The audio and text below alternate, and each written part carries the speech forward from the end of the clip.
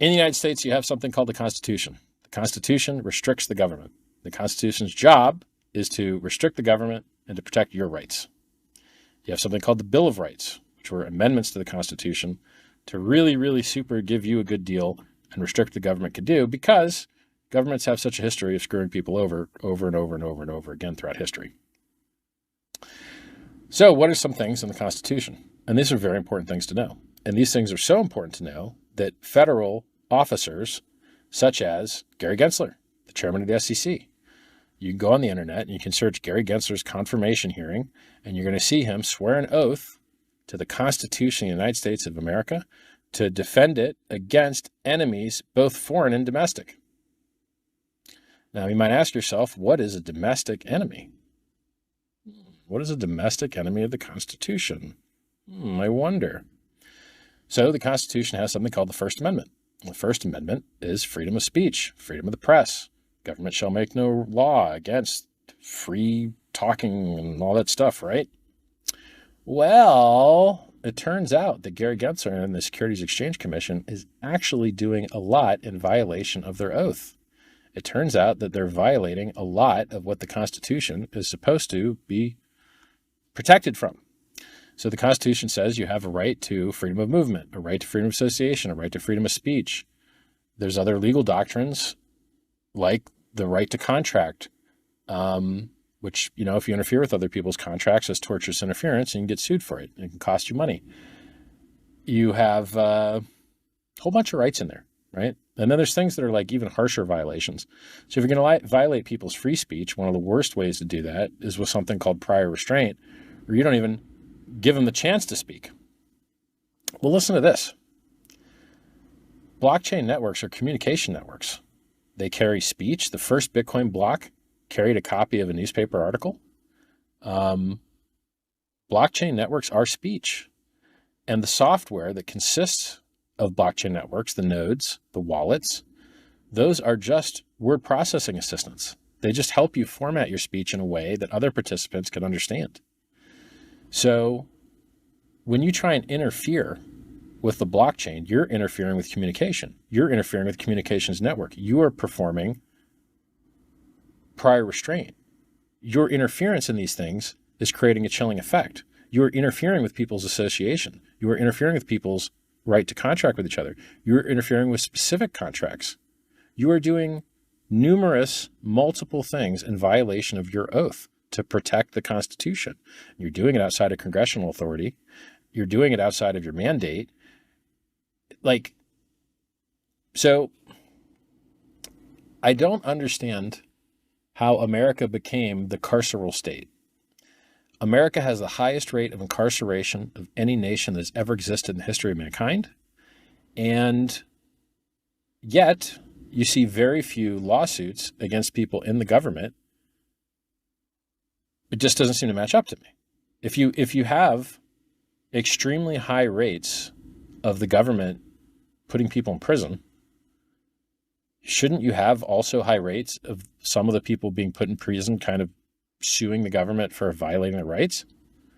I mean, you go around the world and you can't even in some countries get 20 years for murder, but in the United States, they hand out time like it's candy. You can get 20 years very easily for doing lots of different things. Very easy to get 20 years in the United States. Very hard to get 20 years anywhere else. Isn't that cruel and unusual? By the way, Bill of Rights has a rule against cruel and unusual punishment. Shouldn't there be more lawsuits over this? Isn't it cruel and unusual that for things that aren't murder, you're getting what the entire rest of the world considers to be murder punishments? And I think even in the United States, you see crimes that just, you're going to get punished harder for nonviolent crimes and violent crimes in a lot of instances. Doesn't make any sense. Or like meta crime that doesn't even have a victim. These things are like, they're not healthy. They're not good. And it's how you end up with the highest rate of incarceration in the history of mankind. So do you really have the rights you're not willing to fight for? Probably not. So you got to fight for these rights. And it's just tragic because so few people have the funding or the ability to stand up to the blowback to fight for your rights. I mean, when the ex-president of the United States is having lawfare used against him so that he can't run for office. That's what they do in the third world. The people in power use the executive branch and the police to make it so that no one can run against them, so they just keep winning. That's not good for democracy, guys. It's really not. You're supposed to have free and fair elections where people are allowed to choose between different parties, and you're not supposed to, once again, this is just like prior restraint. You're not supposed to, before they can run, make sure they can't run, because how can you have a fair election when the people that you want to unelect are in control of who gets to run against them? It doesn't make sense. And then, if you give the government this power that they shouldn't have, at some point you'll get a bad team in charge, and that bad team will abuse that power. And so traditionally, the founding fathers figured it out, that there should be checks and balances. You shouldn't just rely on one person being good for everything to work out. You should assume that occasionally someone's going to suck, some bad guy's going to get power, and you should have a checks and balance. So, the legislative branch is supposed to write the law. The executive branch is supposed to execute it. The judicial branch is supposed to, be in the middle, making sure that everything works right between the two. Right now, the administrative state, a fourth branch of government that's not supposed to exist, of unelected bureaucrats, is writing all the laws, encumbering millions of people with regulations, and there's no counterplay. Your counterplay is to sue them in court and get them declared arbitrary and capricious. So, how many times recently has the SEC been declared arbitrary and capricious? Numerous times. Numerous. So in the Ripple case, the judge basically said that the SEC lawyers were not performing with a faithful allegiance to the law and were just changing their story based on, getting whatever they wanted. The SEC just recently, their lawyers were lying in a case, and the judge caught them in the lies and said, well, now that you've been caught in these lies, explain to me why I shouldn't sanction you and fine you directly. Fine the SEC lawyer that was lying to the court. And then you see all of his bosses at the SEC jump in there like, we're sorry, Your Honor. Please don't fine us, bro. Don't sanction us, bro. We're going to retrain everybody. And so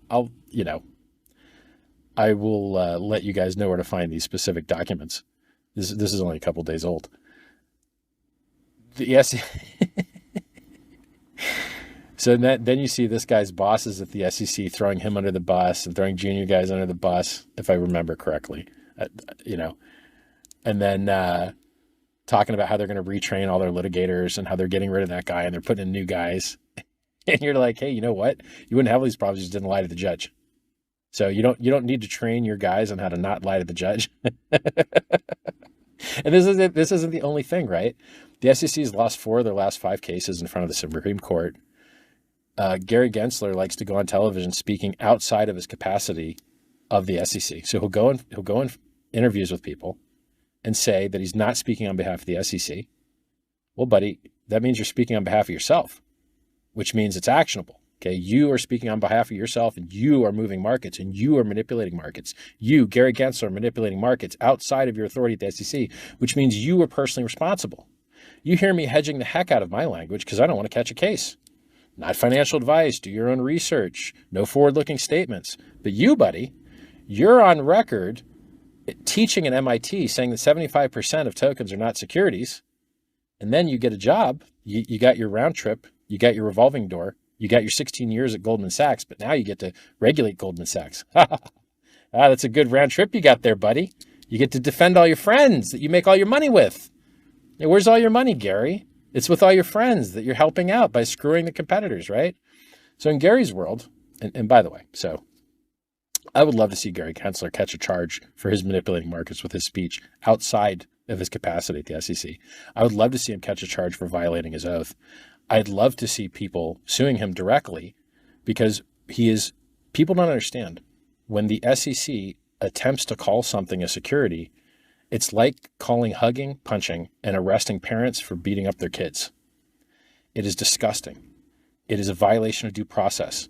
It is a violation of equal protection. People that speak to each other using the blockchain deserve the same rights as people that speak to each other using pens and paper, non-digitally. analog. They should have the same protection of the people that use the mail. They should have the same protection of the people that use the telephone. So there's so many things going wrong right now. Like, and it's just going to cost millions and millions of dollars to fix it. And I think you could reduce the amount of millions spent if there was some personal responsibility. I think if people were held personally responsible for what they're doing, right? So if you're a guard in a jail and you violate someone's rights, you can be sued around your qualified immunity. If you decide to go outside of your authority and outside of your qualified immunity protection to make statements that damage markets, maybe you should be held personally responsible for that. Maybe you should answer to the court for that. If you say things like, we want to lose more cases because if you're not bringing enough cases, if you're not losing cases, you're not bringing enough. Gary Gensler's on the record saying that. Gary Gensler's on the record in Congress under oath saying that there's a gap in the legislation where they can't regulate exchanges because they're crypto exchanges, not securities exchanges. And then, not so long later, he goes, was I lying then or was I lying now? I don't know, but my story sure has changed. Now we actually have everything we need. Just come in and register, even though they've been sued by Coinbase via writ of mandamus. And then the SEC finally responded after delaying and said, oh yeah, actually we're not going to make any rules.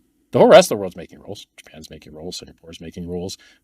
There's new exchange licenses. XRP just got licensed as a money transmitter, VASP, value service, whatever the heck, I don't remember, virtual asset service provider in Ireland. Coinbase just got virtual asset service provider in France, I think. The whole rest of the world's figured it out, And then there more bad stuff, right?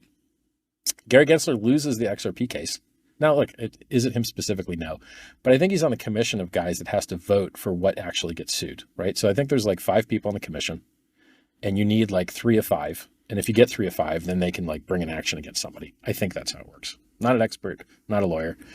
So like 3 of 5 guys, and by the way, you see dissenting opinions all the time, right? So Hester Pierce is a commissioner. She's always dissenting. She's dissented in the Stoner Cats case.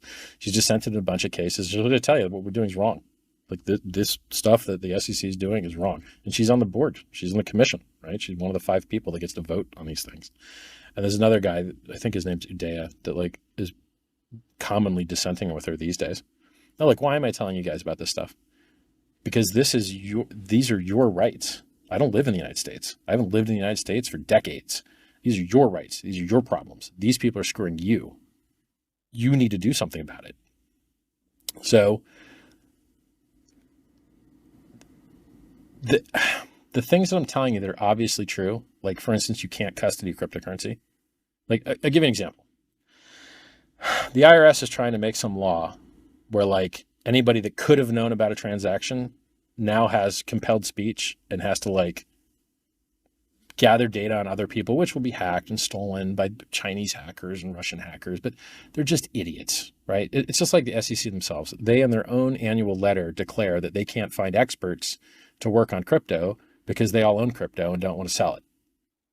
And so then they're not allowed to hire people that own crypto. Okay, well, maybe you guys have a bad setup, or maybe, like stop sucking, right? Just stop sucking, guys. If you don't have the expertise to regulate a thing, it's better to do no harm first, right? Like the Hippocrates law that doctors follow, do no harm first. Yeah, like Gary Gensler was making meetings with Sam Bankman-Fried, his buddy, right? His Democrat, like Gary Gensler was the treasurer for Hillary Clinton's Democratic campaign for president. He's as political as you can get, I think. Here he is meeting with, Sam Bankman-Fried, who sent tons of money to Democratic, politicians. You got, was it Maxine Waters blowing Sam Bankman-Fried a kiss? Yeah, guys, good one. But you're not going to give the creditors back that money they donated, are you? FTX went bankrupt. Sam Bankman-Fried stole the money, but you politicians aren't going to give back that money that he gave to you that he stole, are you? No, you're not. Why? You might not be good people. You just might not be good people. Now, not to say that not giving, like, there's some law that covers them so they don't have to give it back or whatever, but that's not what makes you bad. You violating people's rights is what makes you bad, right? I remember COVID. I remember you guys violating everyone's right to move, violating their freedom of movement. I remember you house arresting people. I remember you guys doing that. It was disgusting. I remember you guys now, trying to claim that crypto is used to support Hamas and saying like 60 million. And then you go check the numbers and it's like 800K. What's going on here, guys? Why do you keep lying? Stop lying. Literally just stop lying. So the arguments that I have that are obviously true, that cryptocurrencies are communications networks that might have Rule 210 protections for safe harbor, that might have protections for freedom of speech, freedom of contract, freedom of association, protection against prior restraint. These arguments aren't getting used. They're just not, which is so stupid to me. These are communications networks among peers. It couldn't be any more obvious. This is speech. We are transmitting text. We are transmitting messages. We are transmitting numbers. We are transmitting pictures. We are transmitting art. We are transmitting audio. This is a communications network amongst peers. This is speech. This is speech as speech gets. Right? So the idea that the people just aren't using these arguments is very stupid, because if you lose a case, you can't bring up new evidence in the appeal. So you have to cover everything in your first case. So if you're leaving arguments on the table and not making them in the first case, you're not going to be able to bring them up on appeal. Huge mistake, huge error. So if you guys out there that are lawyers that are submitting amicus briefs or filing motions to intervene, you need to be covering your First Amendment, 10th Amendment, due process, equal protection, latches, waiver. Google these words if you don't know what they mean. Like latches and waiver basically cover, you could have brought this action earlier and the defendant would have had a better ability to defend themselves, but you chose not to. And therefore you might have waived your right to enforce. And then in other cases, I mean, we've seen crypto cases where it was even over the statute of limitations, and then they just ate a judgment anyway, or like the statute of limitations was up. Like what? Why didn't you get good counsel, and why didn't you argue that the statute was up? Like what? Crypto. It's an industry run by clowns and idiots that won't listen. If you guys would listen to me, you wouldn't have lost money in BlockFi. You wouldn't have lost money in Celsius. You wouldn't have lost money in Gemini Earn. What a fake Bitcoin maximalist, right? Look at the Winklevi twins. Yeah, you guys are real Bitcoin maximalists when you're doing the opposite and taking people's private keys from them and giving it to a counterparty, and then all of you getting wrecked together. How stupid are you guys? You guys are idiots. Or how about this one, right? Censorship resistant network. People are putting JPEGs on the Bitcoin network, and the Bitcoin people hate this.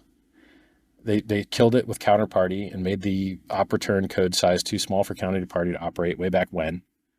Even Tether used to operate only on the Bitcoin network. So USDT used to operate on Keller Coins, which was on the Bitcoin network.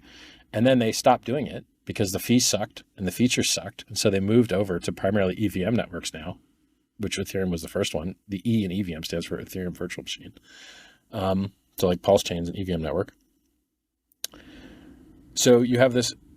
So Jack, who was at the helm of Twitter when they were helping the United States government violate your rights to freedom of speech by the government themselves giving them lists of people to silence and de-amplify and ban because they talked about COVID, or Joe Biden's laptop, or his son Hunter Biden's laptop full of pictures of him smoking crack and getting down with hookers. And by the way, the idea that Joe Biden's kid gets a bunch of jobs in Ukraine with no qualifications and a bunch of money from China and Ukraine, and then writes his dad checks and pays for dad's cell phone bill. Man, you're busted, bro. Yo, in the carceral state of America, where nearly anything's a crime and nearly anything gets you 20 years, Joe Biden, I got bad news for you, buddy. It ain't looking good for you, man. Why is your kid writing you checks? And why does he have jobs in countries that we're sending billions of dollars to? What's that? Like, what? Stop. Dude, no, don't. Like, oh, America, man. I left America, 2003? 20 years ago.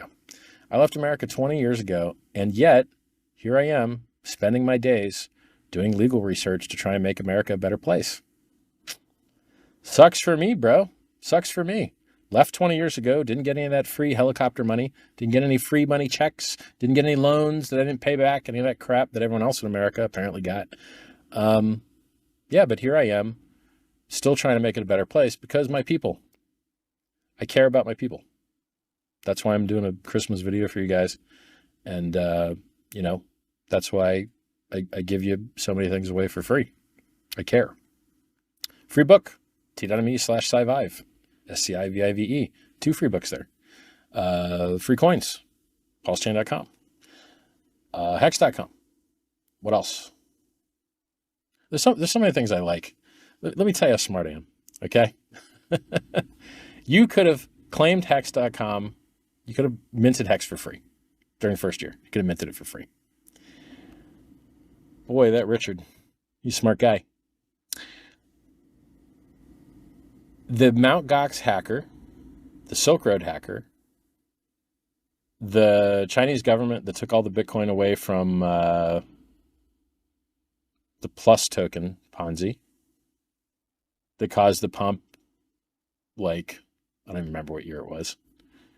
None of those guys can mint free Hex because there was a timer on it. You can only count it for the first 365 days. Mt. Gox, sorry guys, you don't get any free Hex. So awesome. And actually the Gox addresses were just removed. So even if they had made it before the timer, they were just not allowed to anyway. What a good design. What a better design. Instead of getting your head dumped on by the government. The government took the Silk Road hackers' coins. He's going to dump them on you. The government took the Bitfinex hackers' coins. He's going to dump them on you. The government took FTX's coins. They're going to dump them on you. You guys love giving the government your coins to dump them on you, don't you? You love it. You just can't get enough of it. But Richard Hart design stuff doesn't have this problem. Yay. Well done, Mr. Hart. Yeah. So I think I have a very high degree of certainty that you're going to see these constitutional arguments, prior restraint, freedom of association, freedom of speech, Rule 210, safe harbor protections. There's a wide, equal protection, due process, guys violating their rights, guys lying to the court. I think you're going to see these come up. I think you're going to see these come up in SEC cases. If you don't see them in amicus, you're going to see them in motions to intervene. You're going to see these. You're going to see these arguments. They're going to be happening. And then the courts are going to have to decide. And here's the funny thing. Sometimes you get a judge, and it's a good, honest judge. Understands stuff, right? So for instance, in the Coinbase case, they got Judge Fiala. And Judge Fiala also got a class action lawsuit against Uniswap. And she rejected it and dismissed the case because she was like, no, Uniswap isn't a securities exchange. And the founders of Uniswap and the people that designed the software are not supposed to have, you can't pretend that they're an exchange, and they owe you some due diligence and all this crap. So she understands automated market makers. She understands Uniswap. And that's the judge in the Coinbase case. So, I mean, that's awesome, right? Like, she ruled correctly in a class action lawsuit against Coinbase. She's therefore, maybe will rule correctly in the Coinbase case. Maybe they'll win on their motion for judgment on the pleadings, just similar to motion dismiss.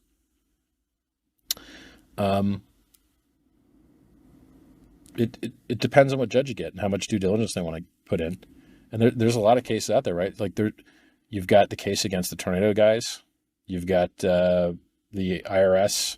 I guess that comment period's over, but you've got now the OFAC Treasury comment period regarding trying to make all mixers illegal, which is the dumbest thing ever. Like, hey guys, here's the Fourth Amendment. It says you have a right to privacy. Here's the United Nations, human rights thing that everyone signed off on, that we believe that these are the rights humans should have, and privacy is one of them. Freedom of movement's one of them too. But then you go make all these laws that are the opposite of it. You can't say that people have a right to privacy and then do everything you can to violate their privacy. It's not consistent. It doesn't make sense. You're violating the Constitution. Please stop. And they're just doing it all over the place. And people aren't fighting back. Like, you can't have a functioning... Human beings are not designed to operate well in non-private environments. That's why we wear clothes. That's why we close our blinds. That's why we lock our doors. That's why we don't share our toothbrushes. Like, human beings function well when they have privacy. They do not function well without it. And it's crazy to me that these people, if you can call them that, keep trying to violate everybody's rights over and over and over and over and over again. It's enough. Like, please let us be free. Please. The founding fathers fought and died for our freedom. Many Americans have fought and died for our freedom. Can we please have our freedom? Pretty please? You guys should go get real jobs, producing things that people want, goods and services people want. If you're just removing people's freedom all day, there's a chance you're not helping society. There's a chance you're hurting society. So, unfortunate. All right. So, you lawyers out there, you need to cover your First Amendment, equal protection, free speech, freedom of contract. There's a whole lot of things that you're not using that you're going to wish you'd used if you have to go to appeal. And it would be nice to have the precedent set. What else? Oh, I made like a little list. Let's hit the list. Oh yeah, cryptocurrency is awesome, right? They keep printing money out of thin air. Prices are all-time highs. Crypto solves that, right? Like, cryptocurrency is still the best performing asset that has ever existed in the history of mankind. Very cool. It has better uptime. It has better resilience. It has better robustness. It has better durability. It has better price performance. It has better features. Cryptocurrency is awesome.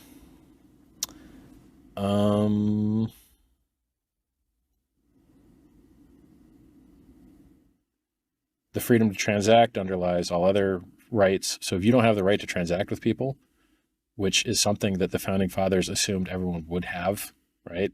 They paid people directly. There wasn't all these stupid intermediaries. If you don't have that, you don't have the right. You don't have the freedom of movement if you can't pay for your bus ticket. You don't have the freedom of speech if you can't buy an internet connection or send a letter. You need to be able to transact to use any of your other rights. Without the freedom to transact, you don't have any other rights. Man, I covered a lot of stuff on this list. That's good. Oh, the SEC custodying coins. Okay, I'll cover that.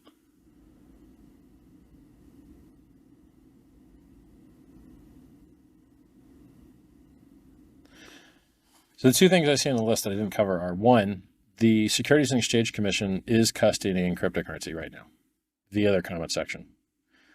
With 100% certainty, the Securities and Exchange Commission of the United States has received cryptocurrency in the form of, this is by their definition. By my definition, the real one, you cannot even custody cryptocurrency. You can't. It's impossible. But by their definition, the wrong one, knowing the seed words means that you've received an airdrop you have to pay tax on. So I can tell you with 100% certainty that both the Securities Exchange Commission and the IRS Treasury have both received seed words that have money in them to Bitcoin, and they've both received time-locked Bitcoin. Both. And they've both received the Uniswap code. So they're hosting for public display the Uniswap code for exchanging cryptocurrencies, time-locked Bitcoin, and the seed words to them, and not time-locked Bitcoin and the seed words to them. And they can't even know what else those seed words control because it's not knowable because of the halting problem, which states that you can't know whether code will eventually halt or not until you eventually run it. And by that same token, you can't know what derivation paths hold private keys which match values on public blockchain networks, because you don't know what derivation path is being used, and you don't know how far down that derivation path you'd have to go to exhaust all the possibility of keys that might control things. I don't think it's knowable. Therefore, their concept of what hosting an exchange is, or what requires you to know your customer, or what a customer is, or what custody is, should all be invalidated by proof by absurdity, right? Because if their stupid rules that they're trying to make made any sense, or were true, then they're all guilty and they all have tax right now. So anybody that works at the SEC that read that comment that had those seed words now has dominion and control and should owe tax now, right? By your guys' rules. Well, guys, did you register as a securities exchange? Did you register as a custodian? The SEC is trying to pretend that every cryptocurrency is a... I didn't explain this harshly enough, and I should do that now. The Securities and Exchange Commission is violating their oath by becoming a domestic enemy of the Constitution that they are supposed to fight against. They are becoming a domestic enemy of the Constitution, and they are trying to classify hugging as punching and trying to arrest parents. That's an analogy. They're trying to classify speech as securities. They're trying to classify entering a block and communicating publicly with everyone. If it were true, if it's true that you can't trade securities without a securities exchange, then it's also likely true that you can't pay someone to include your speech in a block, because the only method by which these networks allow you to include your speech in a block nearly primarily or nearly entirely is by paying a fee to be included in the block in the native currency. Well, they're trying to undo all that. They're trying to make it so that you can't speak because they're trying to pretend that your speech is a security. That's a violation of their oath. That's a violation of the Constitution. That's a violation of your rights. That's a violation of due process. You're not allowed to play pretend. You're not allowed to pretend that hugging is punching and arresting parents. You're not allowed to pretend that speech is a security. Speech is not a security. Speech is speech. You can turn anything into a security if you want to. You can turn an orange into a security. You can turn an orange tree into a security. You can turn anything into a security. But that doesn't mean that they are securities. An orange is an orange. It's not a security unless you work really hard to make it so by including an investment contract. So you buying a coin and using that coin to purchase speech on a distributed peer-to-peer open source network, that's speech, man. That's as speech gets. So the concept that you're going to de facto ban cryptocurrency around the jurisdiction of the legislative branch is also a violation of the separation of powers doctrine. It's also a violation of the non-delegation doctrine. Google these things. What they're doing is illegal, and they should be held personally responsible for it. And they are acting outside of qualified immunity, I might add. Some of it might be covered under qualified immunity. A lot of it shouldn't be. And they should be held personally responsible. And I would like to see someone from every state of the union sue these people for the rights of yours that they're violating. They have addresses, and they've got a lot of money, and they should be sued for what they're doing. Let the courts decide whether what they did was okay. Avail yourself of your ability to petition the court for your wrongness, the wrong that's been done to you. Wrongness wasn't the right word. The harms that you've suffered. So it's sad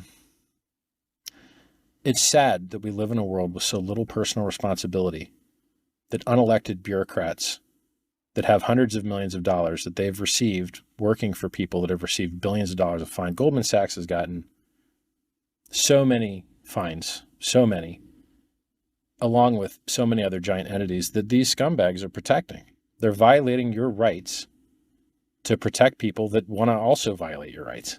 It's gross. It's disgusting. It's tragic. There's few things in the world that are trying to return the power to the people, as the founding fathers did. Who out there is working for your right to communicate with your fellow man? Who out there is working for your right to be able to save money without it being debased? Who out there is working for your right to your freedom to transact, which underpins all the other rights that you're supposed to have? Cryptocurrency is one of the few industries in the world really trying to return power to the people and introduce efficiency into extremely inefficient systems. And it's just, how can Gary Gensler support Bitcoin as though it were an immaculate conception that had a fact pattern that nothing else could ever possibly have? He speaks out of both sides of his mouth. He does everything he can to make sure that the ETFs never happen, never passes any rules, doesn't respond to Congress, is being threatened with subpoena by Congress, who's supposed to be his overseer, worked for the people that he's supposed to be regulating, and he's now choosing winners and losers in the technology sector, and the winner that he chose sucks. Bitcoin is not supposed to cost $9 to send. It's supposed to have larger blocks. It's supposed to have more features. Bitcoin sucks, guys. It's not good. It has a lot of liquidity, and some billionaires are buying it. Fabulous. But other than that, it's trash. It's not good software. It doesn't have a good roadmap. It doesn't have good developers. Oh yeah, Jack that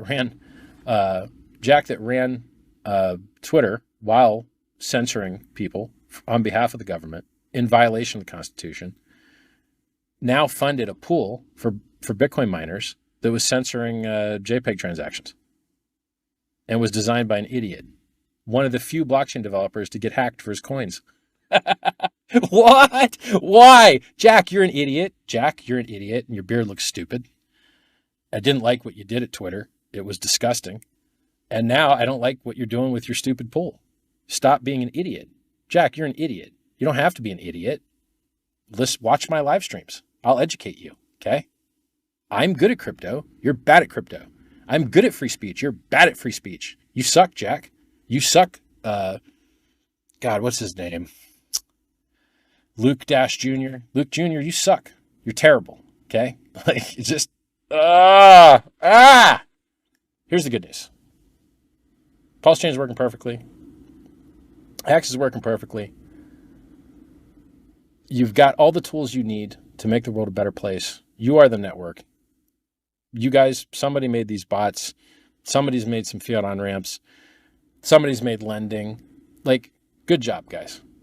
Keep being the change that you wish to see in the world. Keep creating. Keep working. Look, I've been in Bitcoin since it was 50 cents.